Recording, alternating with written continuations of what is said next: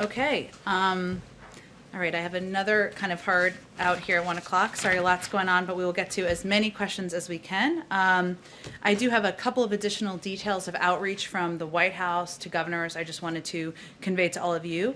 Our White House Director of Intergovernmental Affairs, Julie Rodriguez, has been in contact with a range of state and local leaders to discuss the administration's response, obviously, as have officials from a range of agencies. In separate calls with chiefs of staff from Governor Hogan of Maryland, Governor Northam of Virginia, Governor Wolf of Pennsylvania, Washington, D.C. Mayor Bowser, and Nashville, Tennessee Mayor Cooper, Julie had productive conversations outlining the actions we have taken to address the supply challenges, including, of course, EPA's waivers expanding gasoline supply. In each of these conversations, she welcomed feedback, encouraged close coordination. I would also convey to you that Secretary Granholm, who was here just yesterday, also hosted a conference call yesterday with the governors of the 14 states impacted by the Colonial Pipeline as a part of our ongoing effort to remain closely engaged with state and local leaders. I also wanted to provide an update on the Restaurant Revitalization Fund. As of today, SBA has received more than 147,000 applications from women, veterans, and socially and economically disadvantaged business owners requesting a total of $29 billion in funds. Businesses that qualify for grants should expect to receive the funds within 2 weeks. Already, $2.7 billion of relief funds have been distributed to 21,000 restaurants across the country already. I would also note that Congress has also set aside $5 billion of these funds for applicants with annual pre-pandemic gross receipts of not more than $500,000. On top of that, the Administrator Guzman from the SBA set aside $500 million in funding for applicants with less than $50,000 in receipts in 2019 to ensure those smaller restaurants, bars, food trucks, and other dining establishments have access to those funds. Go ahead, Jonathan. Thank you, Jen. First, just wondering, I believe the meeting is still ongoing. Do you have any readouts at this point of the Big Four meeting with the President? I do not have a readout of the meeting that's ongoing. That's just the case. Maybe But they slipped you a note. I can convey to you that, one, I would expect they will go to the stakeout. I would also expect that we'll have a written readout later this afternoon to provide to all of you. Setting that aside, two other matters then.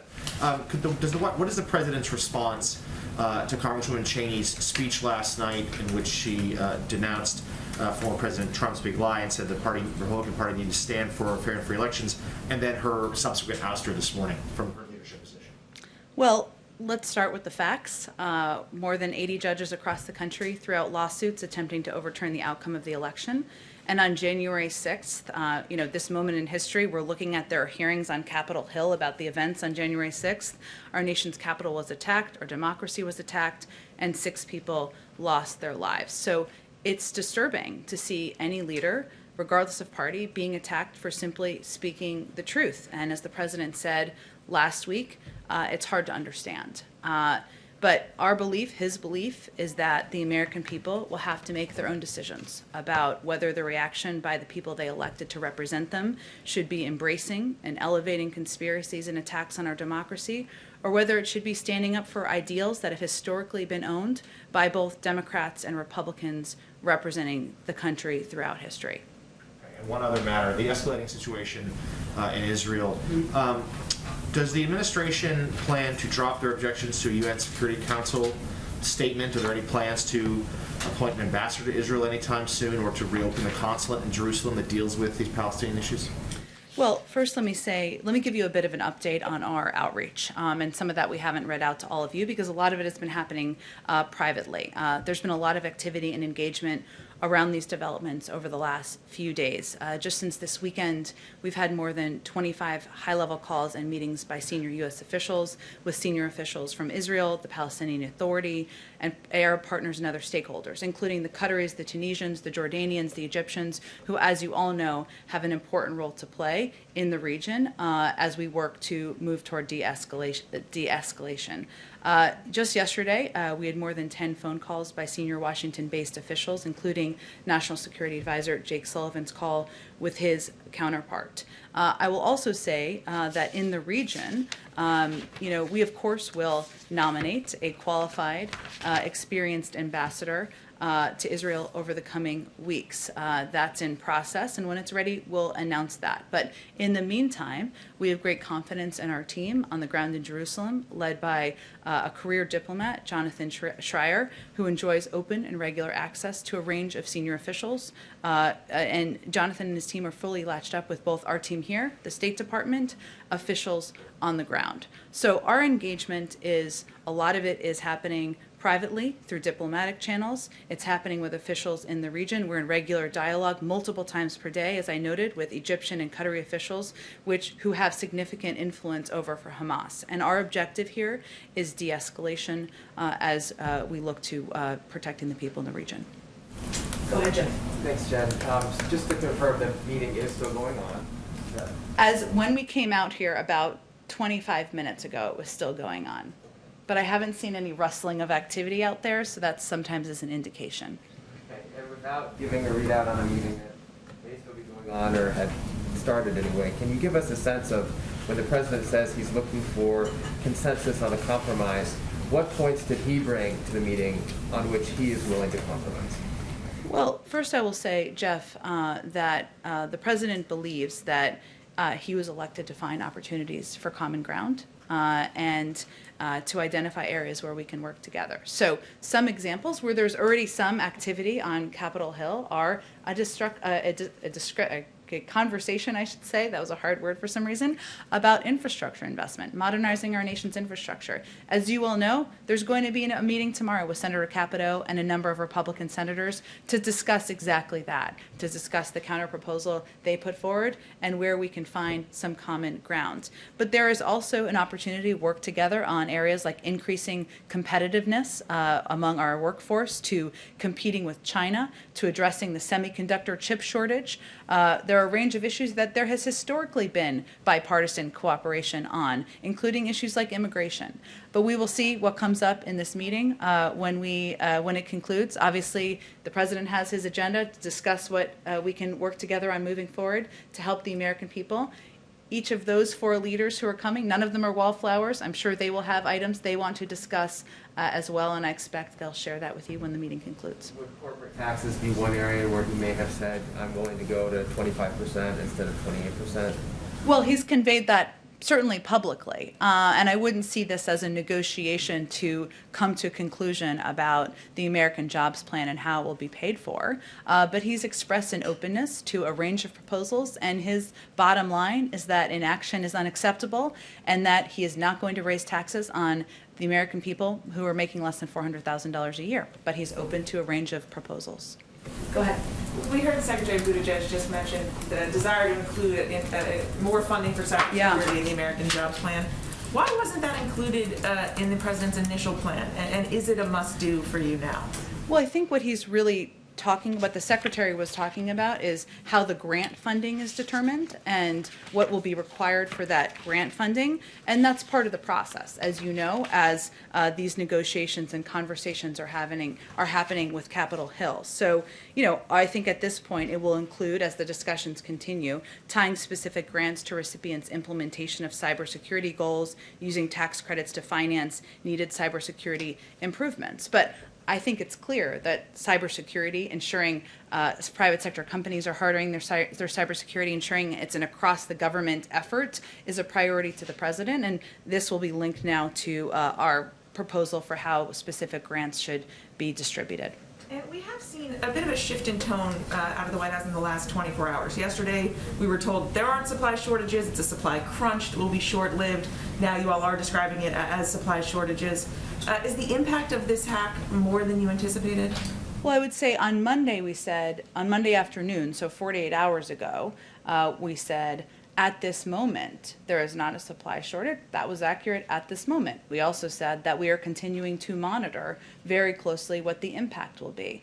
And one of the reasons that we acted as quickly as we did, convening interagency calls through the weekend, determining what levers could be used very quickly and rapidly according to historic standards to help put in place contingency plans to ensure we reduce the impact on the American people, is because we had to anticipate there could be a range of impacts. We could not predict when the company would be able to come back online. They obviously need to make those determinations themselves. So our role is not to determine that on their behalf. It's to make preparations to help reduce the impact on the American public. And this obviously raises concerns, not just about future attacks on pipelines, but other aspects of the electric grid, water systems, the like. Can Americans trust that the government can prevent future attacks going forward? Well, I would first note this is an attack on a private sector company. And as I noted a little bit earlier, when I'm not even sure you could hear me, but this was an attack using ransomware. This ransomware has been out there for some time. Deputy Secretary Mayorkas, when he was Deputy Secretary, talked about, when he was here just 2 days ago, the fact that we were warning about the need to harden for companies to put in place cybersecurity protections back several years ago. And that's something we will redouble our efforts on. At the same time, we have, since this president took office, we have also redoubled our efforts on public-private sector partnerships and efforts to work together on not just best practices, but ensuring we are protecting exactly the systems that the American people rely on. As you noted, some of those are federal entities, some of them are private sector entities, but that has been our objective from the very beginning, and this is a reminder of how important that is. So what kind of steps can you take to try and encourage private companies, private entities? Are there tighter restrictions you can put on their cybersecurity to ensure that these kinds of attacks don't happen going forward? Well, there is an element of any company seeing what has just happened over the last several days being a reminder of how important those steps are, and that is out of our hands. That is probably thanks to the reporting of all of you. But I would say that one of the reasons that we have stood up under Ann Neuberger, who was just here a couple of days ago, and elevated a public-private coordinating apparatus or effort to work with the private sector is because we want to ensure that well-intentioned companies understand what they need to put in place and understand the risks that they're facing, because we know, as this is an example of, that it won't just impact that company, that it can impact, depending on the entity, the American public. Go ahead. How can the president work with Kevin McCarthy, who's poised to anoint to a position of leadership at the Republican conference, someone who does not believe in the legitimacy of the last election? Well, the president is no stranger to working with people who he disagrees with, or he has massive fundamental disagreements with. The facts are on our side, and more than 80 judges across the country threw out lawsuits attempting to overturn the outcome of the election. What the president believes his role is to lead by example and to offer an alternative of leadership to the American people, which is reaching his hand across the aisle, offering to work with members of both parties on addressing issues the American people have concerns about. We heard from, I want to ask you about ransomware. We heard from Buttigieg and from the administrator of the EPA just moments ago. If you can help, you speak for the president. What is his message to Americans right now who are worried about the supply of gas and rising prices? His message is, I understand, and I am doing everything I can, using every lever of government to ensure we reduce the impact on the American people and their lives. Whether it is because they want to travel for the weekend, whether they are going to visit their grandchildren because they just got vaccinated, just to incorporate another objective, or whatever it may be. And his concern his focus from the very beginning is, do not halt. Act. I need you to act. I need you to take action to put every step in place that is possible. Did Colonial, I think I know your answers to these, but I want to ask them, did Colonial pay the ransom already, or will they pay it? I would send you to Colonial to answer that question. Of course, the guidance from the FBI is not to do that. Does the U.S. government know whether they paid or intend? I just don't have anything more for you on that. Do you believe that the public and the government have a right to know when a major national security asset, like in this case, pays or would pay a ransom to the Russians? Well, first of all, Peter, we have not made an official attribution aside from the individual. To whomever. Okay, but that's an important point. Just for clarification, official attribution, I will say that there is advice and guidance we get from the federal government because we know this incentivizes additional attacks. That is guidance that's given from the FBI. But this is a private sector company, and I would refer you to them for any questions about what they have or have not paid. Thank you, Jen. Go ahead. Thanks, Jen. Going back to the topic that Peter first touched on, Yeah. how does this president approach negotiating with someone who says that 100% of his focus is on stopping this administration? Well, I would say first, this is a meeting where they could spend the entire time talking about areas where they disagree, including who won the election. And the president has 80 judges in courts and tens of millions of Americans behind him on that piece. But he doesn't find that particularly constructive. Clearly, the Republican Party has to work out who they are and what they stand for. But this is not a meeting that's focused on that. So the president has a long history of working with people where he has strong disagreements, and his objective and his focus and his time today, nothing more valuable than the president's time, is going to be finding common ground. And that's how he'll approach it. More broadly, how would you say that this administration approaches the art of compromise differently than, say, the Obama administration did? What did you learn from those 8 years? Well, first I would say that the vice president, and the president was the vice president at the time. He was not an outside actor, right? And he worked in close partnership with then President Obama to get a lot of work done for the American people, from the Affordable Care Act to the American Rescue Plan to moving forward an agenda in what we felt was the right direction.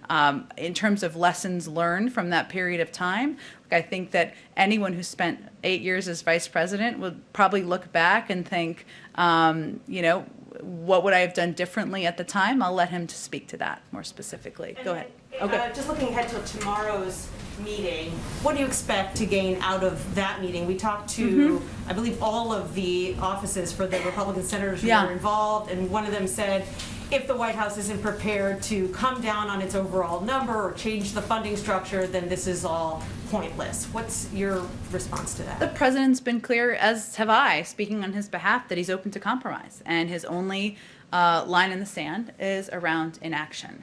And certainly, I don't think anyone anticipates, including the members attending, for this to be a definitive meeting with an outcome where everything's signed with a bow or tied with a bow at the end. But we have been encouraged by the proposal. We expect this to be a good faith discussion, and the president's certainly approaching it through that prism. Go ahead, Karen. Thanks, Jen. Yesterday we heard from Senate Republicans, including Susan Collins, who said that the public's no longer looking to the CDC for guidance because the CDC is moving too slowly. We saw Georgia move ahead on the vaccinations for as young as 12 years old without waiting for the CDC. Is the White House concerned that the public is tuning out the top health experts?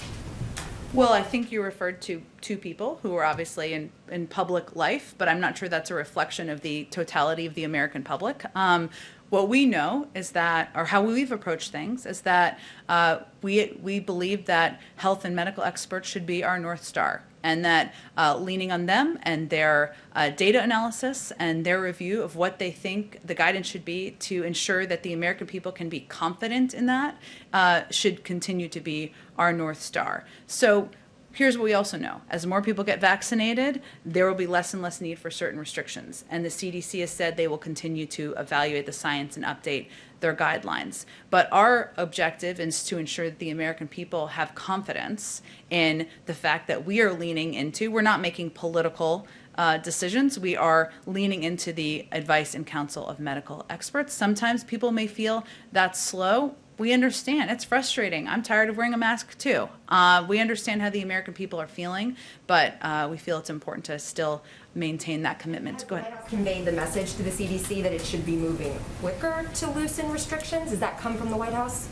No, we have conveyed that we will continue to abide by the health and medical advice of our health and medical experts, many of whom are working at the CDC, and we look forward to, as more people are vaccinated, them continuing to update their guidelines for the public. Quick one on infrastructure. Of course. You had said earlier that you wouldn't see this as a negotiation to come to a conclusion about the jobs plan and how it will be paid for.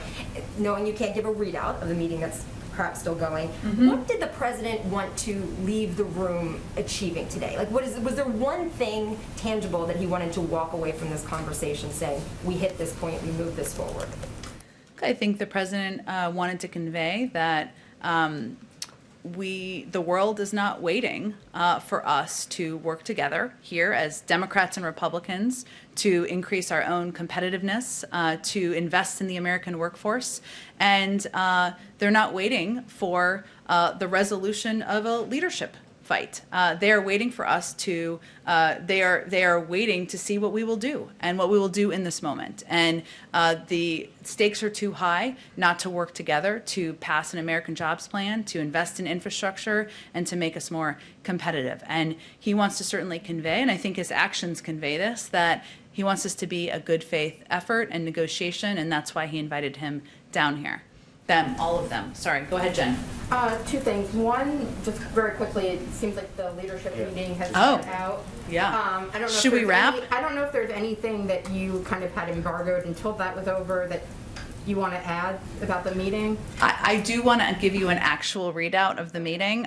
So I have not, I don't have any update on the meeting. And if anybody wants to go out there to a stakeout, I will not take it personally at all, or no one who's watching. Then I just wanted to ask you about the inflation report today. Yeah. And how the administration sees these numbers. Is there a concern that high inflation is going to continue for a long time and that the administration might need to rethink its spending plans? How high a monthly reading is the administration willing to see kind of quarter after quarter? And then, there's a phrase that's been used a bit by some administration officials, including Cecilia Rouse, saying that it's transitory.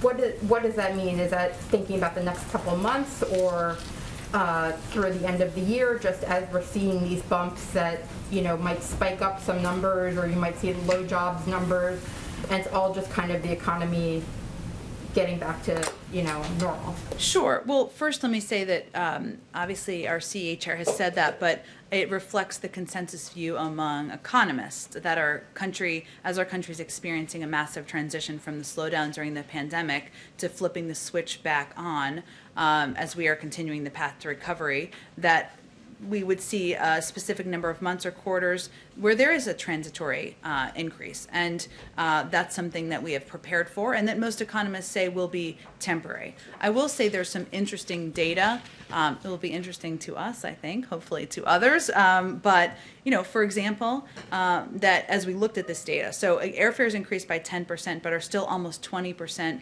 below pre-pandemic price levels. Hotels also saw a price increase, but remain below pre-pandemic price levels. So Americans are feeling more comfortable traveling again. That's a good sign. And a lot of these price increases are still below what they were prior to the pandemic. We're also seeing in the data that some of the price increases impact a reflection of the supply chain pressures. So if you look at used motor vehicle prices, that accounted for more than a third of the increase, and that it was an impact in large part because there are fewer new cars, and as a result, there are more. And that is an impact of the semiconductor chip shortage, right? So there's a couple of data points that are specific to this moment, and we knew just as the economy sort of shrunk and shut down, that as it's turning back on, there would be some of these impacts. But we are constantly tracking. We have shared our expectations on inflation. As we experience this massive transition, we continue to chart our path to recovery, and we know that number of the investments that we have proposed were long needed even before the last several months. Just one bigger picture question. You have these surprising inflation numbers. The jobs number was much lower than expected. Situation in Israel, the pipeline. Does it suddenly feel like the external world is turning on you guys, or that you suddenly are juggling a lot more crises, or any concern about that? That's what we're made for here. We certainly know that, and the president knew from having served as vice president for 8 years, that when you walk in and you're the leader of the free world and you're overseeing a country that is still working its way through a pandemic and an economic recovery, that you have to be prepared to juggle multiple challenges, multiple crises at one time, and that's exactly what we're doing at this moment. Go ahead, Courtney. Thanks, Jen. I just wanted to follow up on what you said about the president nominating an ambassador to Israel in the coming weeks. I wanted to go back to Jonathan's question. Is the president considering reopening a consul or consulate general in Jerusalem? And then more broadly, when can we expect the president to announce his more high-profile ambassadorships? And will that come before he travels in June? It's not timed to a trip, I will say, but I would expect we'll have more in the coming weeks. They go through a process of consideration and obviously final decisions by the President of the United States. In terms of the question about reopening the consulate, I would certainly point you to the State Department. They may have already addressed that, but they'd be the appropriate entity for that. Go ahead. Thanks, Jen, and thanks for continuing to take questions despite this weird situation. I know, but it's okay. I know people wanted to go out there, but yeah. So I've got two questions, Okay. Two areas. I'd like to ask quickly about jobs and also about a couple of press freedom issues, which of course I imagine is important to everyone here. The first one on jobs, the Brooklyn Chamber of Commerce just polled 200 small businesses, and 64% are having trouble hiring people, 42% of them cited the higher COVID-19 unemployment benefits. The University of Chicago separately estimated 42% of people are getting more money not to work than they would have in their previous jobs. President Biden said on Monday, quote, no one should be allowed to game the system, and we will insist that the law is followed. Has the White House done anything to, instruct states to more severely enforce the rules on unemployment benefits? We certainly expect any state is enforcing the law, but I would say that what we've seen across the majority of economic data and from the majority of economists is that the biggest impacts and factors are the pandemic and the fact that we're still recovering from a pandemic, and people having concerns or issues with childcare or fears, if they're not yet vaccinated, about going back to a workplace. And there are a number of steps we've put in place, including assistance to restaurants, as I noted earlier today, to small businesses to ensure they have that vital assistance at this point in time. And obviously for bigger companies, we've been encouraging them to use some of the $1.4 trillion in assistance they've received to pay higher living wages. But those are the range of factors that most economists believe are the issues at this point in time, even though we look at data over the course of several months. And over several months, we've been creating about 500,000 jobs a month. So when President Biden says that, he's basically just putting it out there that states should enforce it and that people should comply with the rules in place, not necessarily that there's anything new the federal government's doing. Well, we certainly expect states to abide by the laws, as I'm sure you do. Did you have a second question? Yes, I do. I'd like to ask about a couple of press freedom issues. On Friday, we learned that the Justice Department last year seized the phone records of several Washington Post journalists. The Biden Justice Department defended this, saying that it was the sources they were after, not the reporters. But there are some press freedom advocates who are pretty concerned about that defense. Trevor Timm of the Freedom of the Press Foundation said that the Biden Justice Department gave a disturbing defense of the practice. Bruce Brown, the executive director of the Reporters Committee for Freedom of the Press, said that it raises serious First Amendment concerns. Do you, as the government's top press officer, have concerns about reporters' records being taken, including in this instance? Well, given this was an action taken by the last administration and the Department of Justice oversees, obviously, our legal actions, has already spoken to it, I'm not going to have anything additional to add. The second part on press freedom is this marked International Press Freedom Day, which was celebrated on Twitter by the Secretary of State and the Vice President, who wrote, a free press is critical to democracy. The whistleblower Edward Snowden responded by writing, this would be more persuasive if the White House wasn't aggressively seeking a 175-year sentence for a publisher of award-winning journalism. Is referring to WikiLeaks publisher Julian Assange.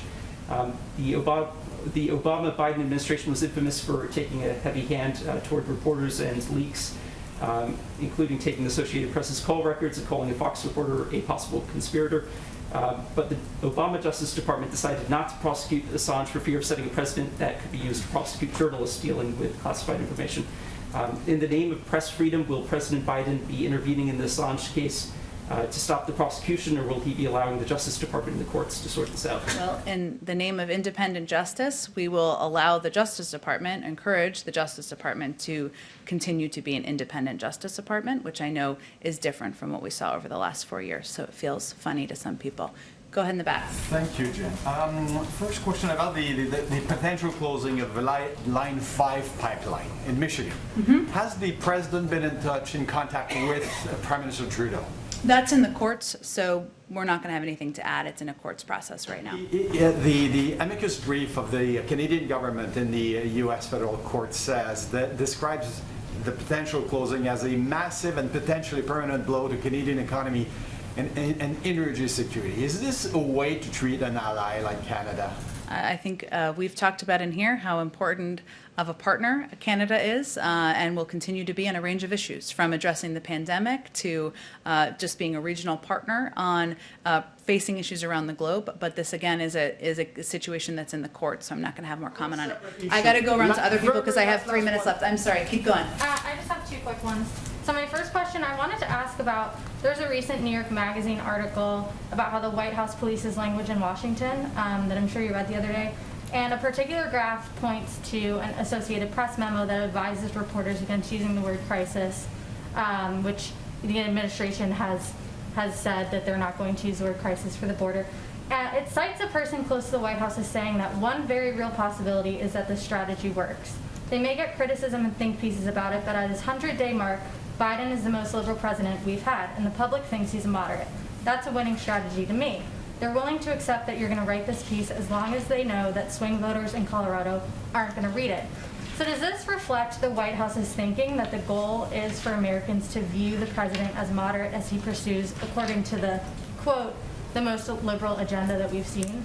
There was a lot packed into that question. Must have taken some time to write. I will say that our goal is to implement solutions as it relates to the challenges at the border, and not to be caught up in semantics of what we call it. Because at the end of the day, what we've seen is a massive reduction in the number of children who are being detained in Border Patrol facilities, thanks to the actions of this administration. We've seen a massive reduction in the number of hours kids spend in Border Patrol facilities. And we're continuing to work to get kids into the arms of their family members or to sponsor homes. And that's what our objective is. I can't speak to a blind anonymous quote from somebody outside of the White House, which we'd all be for banning those if others would want to commit to that as well.